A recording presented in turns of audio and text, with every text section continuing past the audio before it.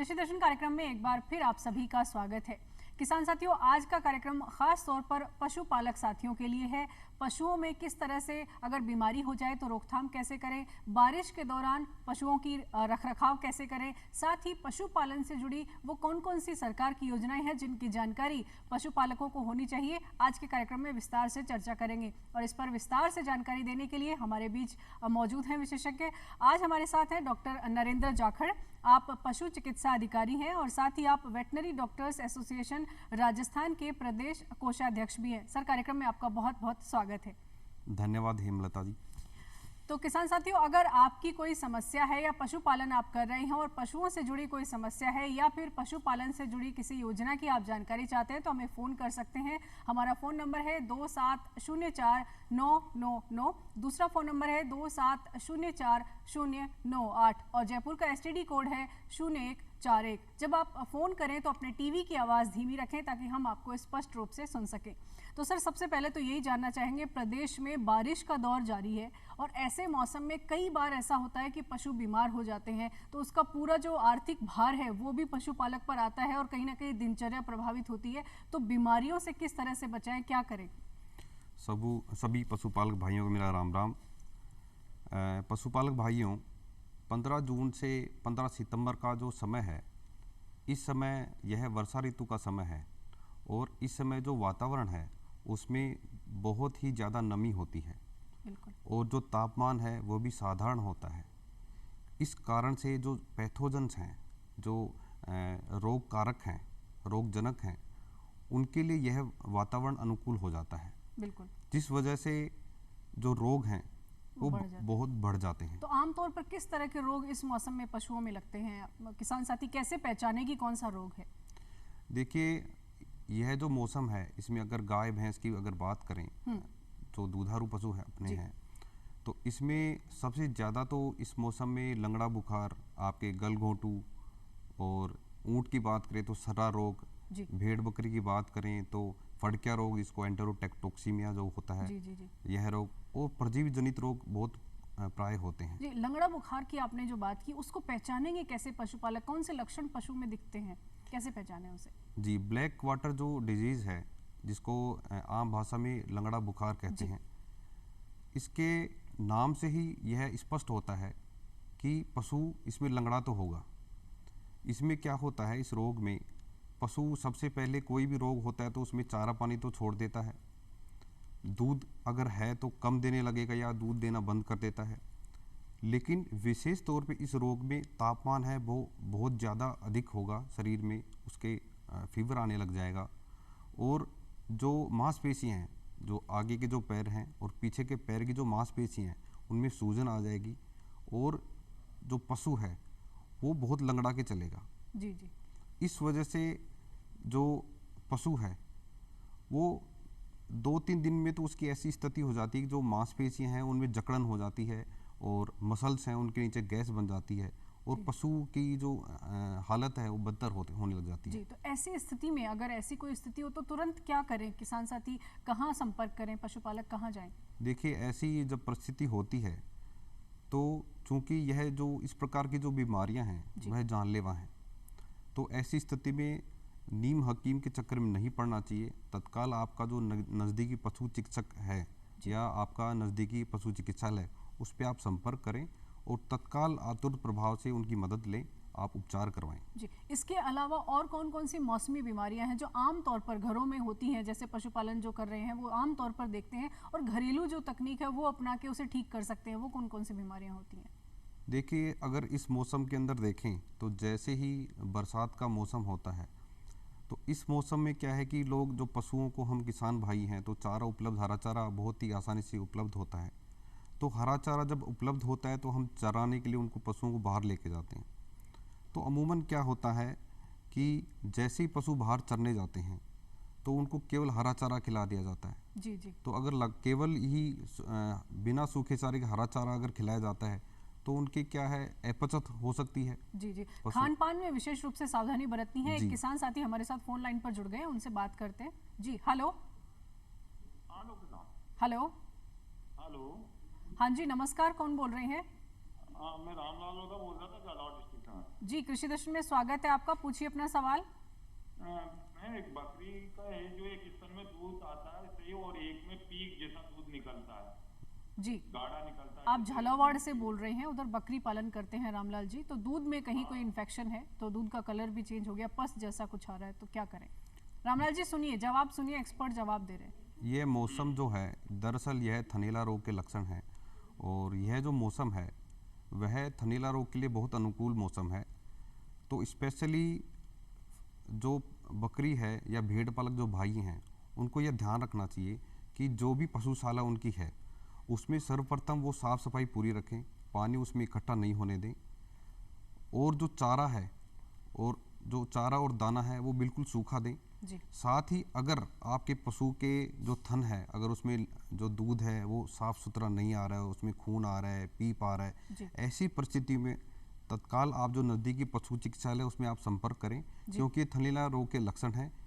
अगर ऐसी स्थिति में अगर उपचार सही समय पे नहीं कराया जाता है तो यह निश्चित है कि पशु के थन खराब हो सकते हैं जी। और वह आगे दूध देने की स्थिति में नहीं रहेगा। ये क्या गाय भैंस में भी हो सकता है? क्या इस तरह की परिस्थिति गाय भैंस में भी जी, होती है? गाय भैंस में भी बहुत ही कॉमन है थनैला रोग, जी। और स्पेशली बरसात के मौसम में, क्योंकि जो उसका पशुशाला है उसमें जो मिट्टी है उसमें नमी रहती है और वातावरण जैसा कि मैंने पहले बताया कि बहुत अनुकूल रहता है।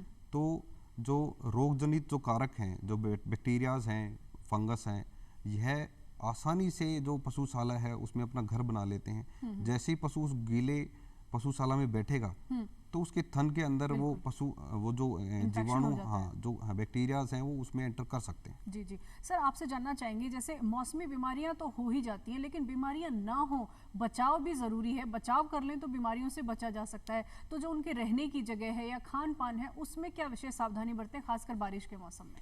देखिए, सबसे पहले तो मैं सभी पशुपालक भाइयों को यह सुझाव देना चाहूँगा कि जैसे ही वर्षा ऋतु का सीजन जो है, मौसम आने वाला होता है, उससे पहले आप सभी बीमारियों का जो टीकाकरण है वो अवश्य आपके नज़दीकी पशु चिकित्सालय पे जाके संपर्क करके आप करें।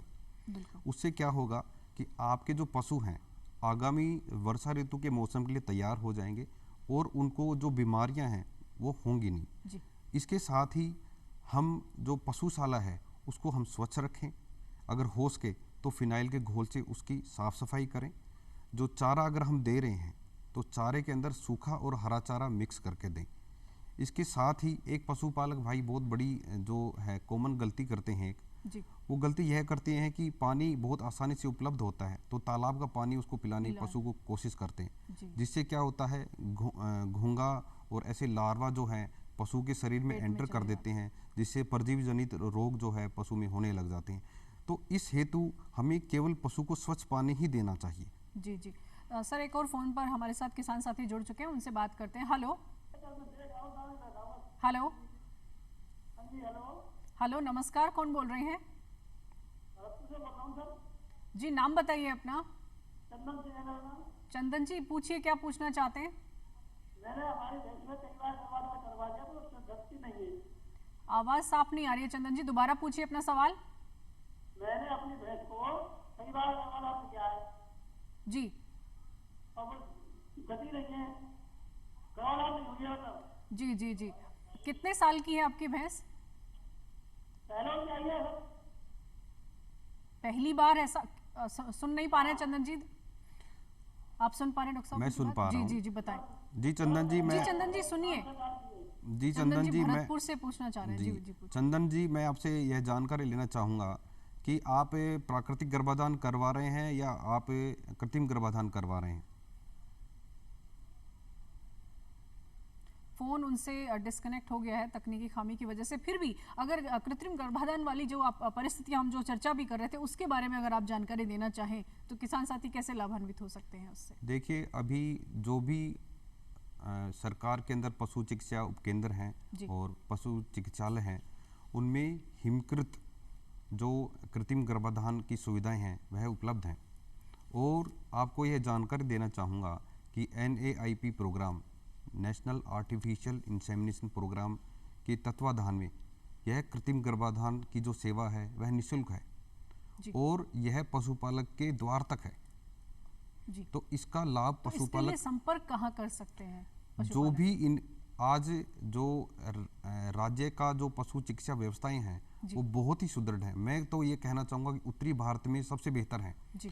आज हर पंचायत स्तर पे आपके राजकीय पशु चिकित्सा उपकेंद्र और पशु चिकित्सालय उपलब्ध हैं। जी। तो बहुत आसानी से आप कृत्रिम गर्भाधान जो है करवा सकते हैं। जी, तो वहाँ चंदन संपर्क सिंह किया जा जी जो भरतपुर से बोल रहे हैं वो अपने गांव की पंचायत में जाकर संपर्क करें तो उनकी समस्या का समाधान हो सकता हाँ, है। नियर बाई जो इनके समीप जो पशु चिकित्सालय है वहाँ पे अपने पशु को ले जाएं, वहाँ पे परीक्षण करवाएं, क्या वो जो आहार दे रहे हैं क्या वह संतुलित है। जी जी जी। सर एक और बात जानना चाहेंगे आपसे, हम रखरखाव की बात कर रहे थे, बीमारियों की भी हम बात कर रहे हैं। कई बार ऐसी स्थिति आती है कि पशुपालकों को तुरंत मदद चाहिए, तो जैसे आम तौर पर हम 108 एम्बुलेंस बुला लेते हैं कोई भी बीमार हो, तो क्या पशुओं के लिए भी ऐसी कोई व्यवस्था है? जी, आपने बहुत अच्छा सवाल पूछा। देखिए, यह बहुत बड़ा चैलेंज था जी कि जो पशुपालक हैं उनको डोर टू डोर सर्विस मिले, और जैसे चाहे टीकाकरण हो चाहे कृत्रिम गर्भाधान हो, मैंने बताया आपको कि यह डोर टू डोर सर्विस पहले से ही उपलब्ध है। लेकिन अभी गत बजट में सरकार ने यह प्रावधान कर रही है, घोषणा की थी कि 108 एम्बुलेंस की तर्ज पे पशुपालकों को सेवा देने के लिए अब पशुपालन विभाग में भी 102 मोबाइल वेटनरी यूनिट चालू हो रही है। जी जी। इसके स्टार्ट होने से क्या होगा कि 108 की तरह मोबाइल जो एम्बुलेंस है उसकी तरह जैसे पशुपालक फ़ोन कर सकते हैं, अपने जो पशु है उसके रोग के बारे में बता सकते हैं, और ऑन द स्पॉट उनको अपने द्वार के ऊपर पशु का उपचार मिलेगा, उसको सेवा मिलेगी और एक गुणवत्ता भरी सेवाएं उसको उपलब्ध होंगी। जी जी। सर उपचार की जब बात आ रही है तो कहीं ना कहीं दवाओं का जिक्र आता है, और कई बार दवाओं पर इतना खर्च होता है कि पशुपालक साथी जो है वो वहन नहीं कर पाते हैं, तो क्या निःशुल्क दवाओं की भी व्यवस्था है पशुपालन विभाग में? जी, देखिए, जो पशुपालन विभाग है इसके बारे में जानकारी देना चाहूँगा। लगभग 138 प्रकार की जो मेडिसिन हैं वो मुख्यमंत्री पशुधन निःशुल्क दवा योजना के तहत फ्री हैं जी। और यह आज से नहीं, वर्ष 2012 से यह योजना संचालित है। जी। बहुत आसानी से केवल 5 रुपए की पर्ची के ऊपर, ज़्यादा इसमें खर्च नहीं है, केवल 5 रुपए की पर्ची के माध्यम से ही अपने पशु को नज़दीकी पशु चिकित्सालय में ले जाएं, और वहाँ पे परामर्श भी मुफ्त में उपलब्ध है, और साथ में हर प्रकार के रोग की जो मेडिसिन है, दवाइयाँ हैं, वह उपलब्ध है। निःशुल्क है पूरी तरह से? सभी दवाइयाँ निःशुल्क है। जी जी। और इसकी जानकारी पशुपालक साथियों बहुत ही अहम जानकारी डॉक्टर साहब दे रहे हैं कि अगर पशुओं से जुड़ी कोई भी बीमारी है और आपको दवाइयाँ चाहिए तो आप अपने नज़दीकी जो भी पशु चिकित्सा केंद्र है वहाँ जाएं, और 5 रुपये, मात्र 5 रुपये की जो पर्ची है, जो रिसिप्ट है, उसके आधार पर आप जितनी भी बीमारियाँ हैं उनकी दवाइयाँ आप निःशुल्क ले सकते हैं। भाई सजग तो आप ही को होना होगा, सरकार की बहुत सारी योजनाएं हैं लेकिन एक कदम आपको ही आगे बढ़ाना होगा। सर अब बात करते हैं, कई बार ऐसा होता है कि पशु बीमार हो जाता है और बीमार होने पर कई बार पशु मर भी जाता है, उसका निधन भी हो जाता है, तो ऐसी स्थिति में बहुत ज़्यादा आर्थिक भार पशुपालक पर आ जाता है, तो क्या पशुओं का बीमा भी कराया जा सकता है? क्या बीमा की भी व्यवस्था है? जी, अभी हाल ही में राज्य सरकार ने बजट में घोषणा की है और जल्द ही जो सभी पशु हैं उनका बीमा स्टार्ट होने वाला है, और गाय हो चाहे भैंस हो, दुधारू जानवर हो चाहे भेड़ बकरी हो, सबका पशुओं का बीमा जल्द ही शुरू होने वाला है और पशुपालकों को इसका बहुत ही अच्छा लाभ मिलने वाला है। जी जी। तो इसका मतलब पशुओं का बीमा भी पशुपालक साथी करवा सकते हैं। बीमा करवाते समय उन्हें कुछ विशेष सावधानियां बरतनी होंगी, किसी तरह के कागजों की जरूरत पड़ेगी? नहीं, इसमें जब हम बीमा करवाएंगे तो इसमें बहुत ही न्यूनतम, और आप ये कह सकते हैं कि लगभग पेपरलेस, जी, केवल पशुपालकों को एक जो सिंपल जो आईडी प्रूफ उसकी ज़रूरत पड़ेगी, और जो भी नज़दीकी पशु चिकित्सा अधिकारी है, पशु चिकित्सक है, वह उनके द्वार पे आएगा, बीमा एजेंट आएगा और पशुपालक के द्वार पे ही पशु का जो स्वास्थ्य परीक्षण है वह करके उसके बाद उसको स्वास्थ्य प्रमाण पत्र जारी करके और उसका बीमा आसानी से ऑन स्पॉट होगा। मतलब घर आकर उनका पशु बीमा जी हो बिल्कुल, जाएगा। बिल्कुल। ये बहुत ही आसान है और किसान साथियों को इसकी जानकारी होनी चाहिए कि अगर वो बीमा कराना चाहते हैं तो पंचायत से ज़रूर संपर्क करके रखें। आपका नज़दीकी जो पशु चिकित्सा केंद्र है वहाँ ज़रूर संपर्क करके रखें। एक और पशुपालक साथी हमारे साथ जुड़ गए हैं। Hello hello. हाँ नमस्ते मैडम। नमस्कार, कौन बोल रहे हैं?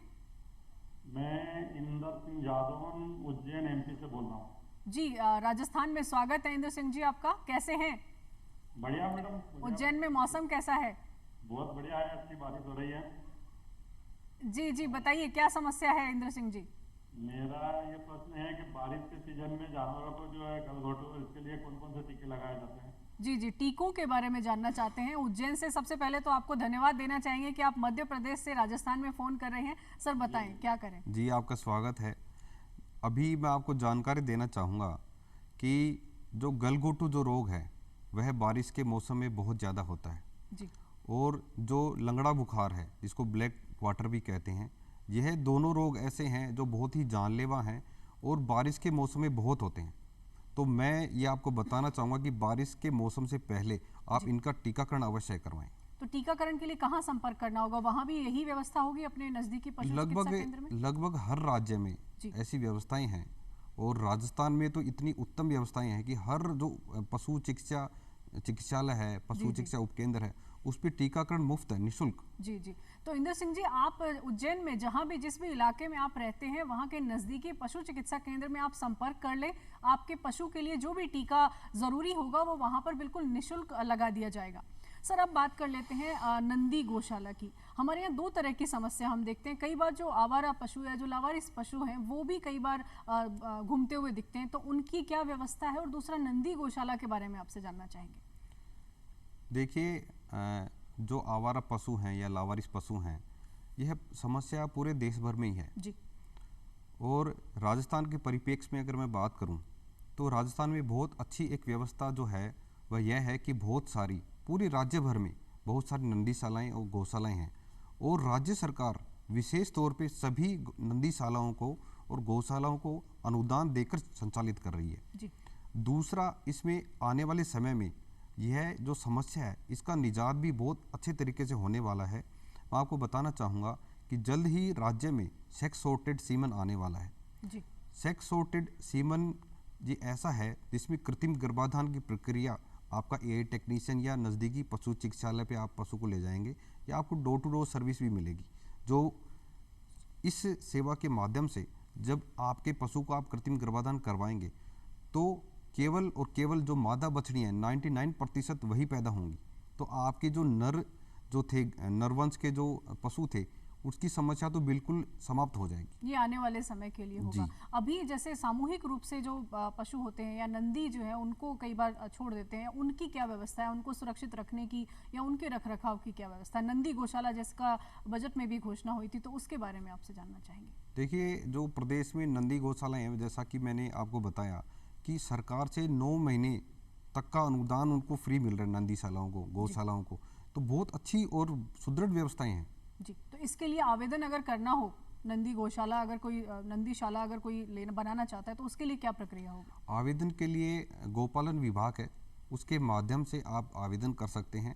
जो पात्रताएं हैं जो पशुओं की, उनके रखरखाव की, आप अगर वो शर्तें पूरी करते हैं तो यह बहुत इजी प्रोसेस है। जी जी। सर संक्षेप में आपका संदेश लेना चाहेंगे प्रदेश के पशुपालक साथी, खास तौर पर बारिश में किन मुख्य बातों का ध्यान रखें? संक्षेप में आपका संदेश। मैं यह बताना चाहूँगा कि एक तो आप जो परजीवी रोधक जो दवाइयाँ हैं जिसको हम डीवर्मिंग बोलते हैं, वह आप अवश्य लें। बारिश के मौसम से पहले अपने पशुओं को ज़रूर दें। साथ में टीकाकरण आवश्यक रूप से करवाएं। अगर टीकाकरण आप करवाते हैं तो आपके पशु निश्चित तौर पे बारिश के मौसम के लिए तैयार हो जाएंगे। जी जी, बहुत बहुत धन्यवाद सर, आपने बहुत ही अहम जानकारियां पशुपालक साथियों से साझा की। बहुत बहुत धन्यवाद। तो आज के कार्यक्रम में बस इतना ही। आपको कार्यक्रम कैसा लगा हमें लिख भेजिए चिट्ठी। हमारा पता है कार्यक्रम कृषि दर्शन, डीडी राजस्थान, दूरदर्शन केंद्र, झालाना डूंगरी। तो आज के कार्यक्रम में बस इतना ही। फिर होगी आपसे मुलाकात नई जानकारियों के साथ। तब तक के लिए इजाजत दीजिए। नमस्कार।